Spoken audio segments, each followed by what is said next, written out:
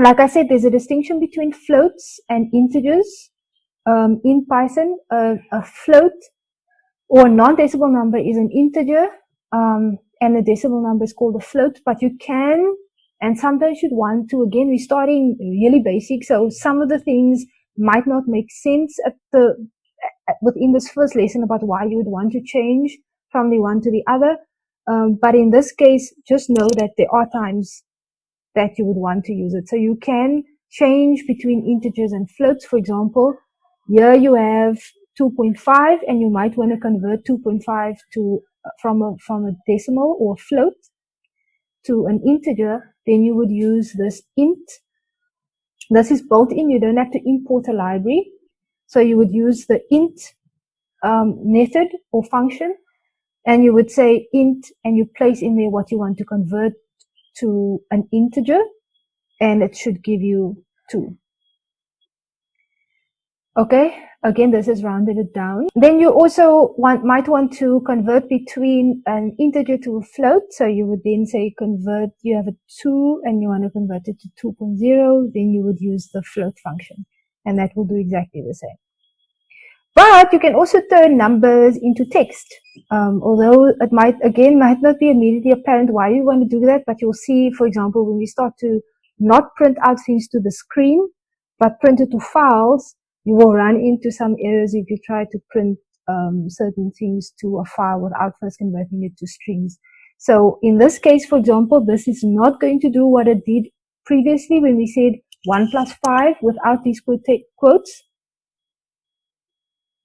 Remember, we had it like that. This is not going to do that. This is going to see this whole operation as a string, and it's going to print that as is. But if you want to convert, if you had 1 plus 5, for example, if you had 1 plus 5 and you don't want to use quotes like that, you could also just put string in front of it, and it will, in this case, convert this 1 plus 5. It will do this part in the bracket first, obviously, like botness, and then convert this to a string. Okay. Oh, just so that I think I need to mention this, yes, that although the above statement doesn't give an error in this case, this is just because we're working in the web application Jupyter. But in some IDEs, it will give you an error, because you're supposed to use what is known as a print function. That's another built-in function in Python, sometimes called a statement. So it's better to actually just get into the flow of using this properly. You don't just type out strings as is like that. You would need to use this print and tell it what it needs to print. In other words, you put your argument inside these brackets or inside your parentheses, and you would have to say, in this case, you don't just print this as is. You would have to say print and allow that to print it for you as in the correct, using the correct syntax. Okay. So yes, I'm just saying again that you have to note that you have to use brackets and quotes, and you'll see again here that it becomes apparent.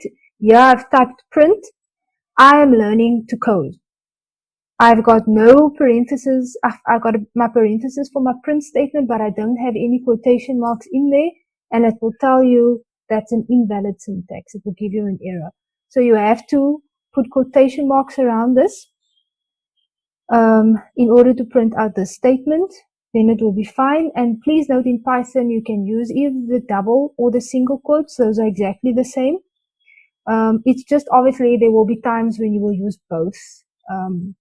For example, if you have a quote, then you're going to obviously put the quote in singles or the other way around, but you're going to need quotes anyway to convert it to string. So then you need a second bit of quotes to differentiate from that, and then you would use these two combined.